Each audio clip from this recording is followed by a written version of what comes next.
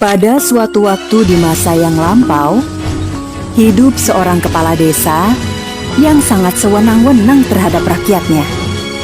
Kepala desa itu menguasai seluruh lahan pertanian dan mempekerjakan rakyatnya dengan upah yang sangat rendah. Cerita rakyat tentang kepala desa nan kejam ini berasal dari Provinsi Banten. Cerita rakyat ini masih sangat populer dan masih diceritakan secara turun-temurun hingga sekarang. Bagi rakyat yang membangkang perintahnya, maka si kepala desa tidak segan-segan memerintahkan anak buahnya untuk melakukan penyiksaan. Memimpin dengan sewenang-wenang dan kejam, membuat kepala desa itu mudah mengumpulkan harta. Ketika rakyatnya menderita kekurangan makanan, si kepala desa justru makan dengan berlebihan setiap harinya. Suatu hari, datanglah seorang kakek tua ke rumah kepala desa. Kakek itu terlihat kumal dan seperti pengemis. Kelihatannya kakek tersebut sangat lapar. Hei, pengemis tua, pergi dari sini. Cepat menyingkir, atau aku akan menyiksamu. Hei, ada apa ribut-ribut? Kalian mengganggu istirahatku saja. Pak Kepala Desa, ada seorang pengemis datang. Cepat usir pengemis itu. Sepertinya tidak ada pilihan lain.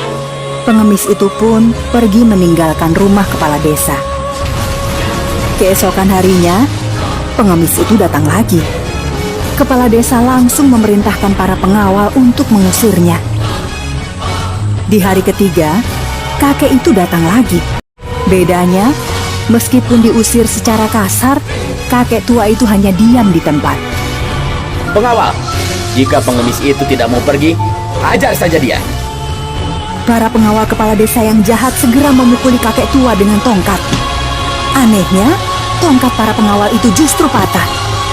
Lebih aneh lagi, para pengawal jatuh terkapar di tanah sambil mengerang kesakitan. Padahal kakek tua itu hanya diam saja. Hei Kepala Desa, aku datang secara baik-baik ke sini. Dan sekarang untuk ketiga kalinya kamu memperlakukanku dengan cara yang sangat buruk. Aku datang ke sini untuk memberimu peringatan. Tunggulah esok pagi dan lihat hasil perbuatanmu selama ini. Semua orang akan menerima akibat dari perbuatan buruknya. Camkan itu.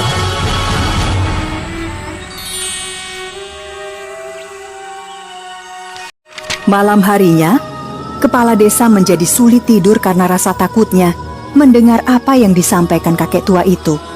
Sampai akhirnya, kepala desa itu pun tertidur. Pagi harinya, Tubuhku, kenapa tubuhku tidak bisa digerakkan? Pengawal, tolong, tolong. tabib datang silih berganti mencoba mengobati kepala desa. Tapi sepertinya tidak ada satupun tabib yang berhasil. Puluhan tabib dari berbagai desa lainnya telah didatangkan dan hasilnya sia-sia. Kepala Desa, lihatlah dirimu. Itu semua karena ulahmu sendiri.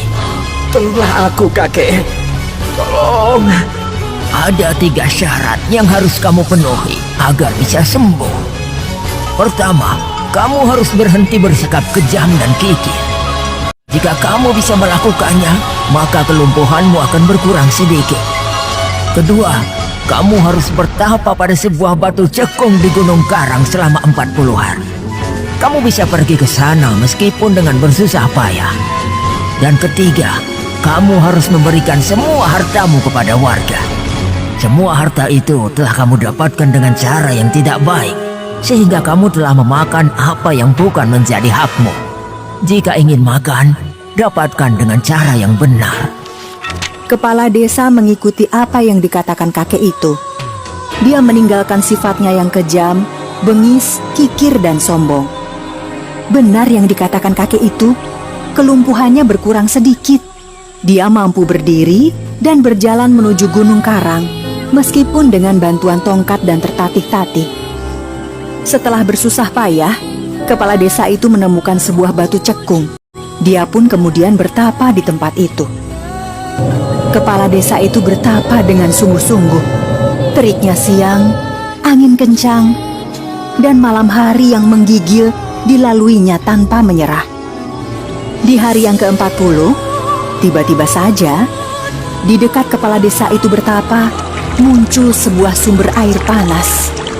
Melihat munculnya sumber mata air panas, kepala desa menghentikan pertapaannya. Dia kemudian berendam di mata air tersebut. Tidak berapa lama kemudian, kelumpuhannya sembuh total. Tubuhnya kembali segar meskipun telah menjalani pertapaan selama 40 hari. Sekembalinya dari bertapa, kepala desa itu membagi-bagikan semua harta kekayaannya kepada warga. Semua tanahnya juga diberikan kepada para petani. Dia hanya menyisakan sepetak kecil sawah untuk memenuhi kebutuhannya sehari-hari. Karena menyadari kesalahannya selama ini, dia tidak menyesal jatuh miskin dan harus bekerja di sawah. Sumber mata air panas itu sekarang dikenal dengan nama Batu Kuwung. Batu Kuwung artinya adalah batu cekung, sebagaimana halnya tempat kepala desa itu bertapa.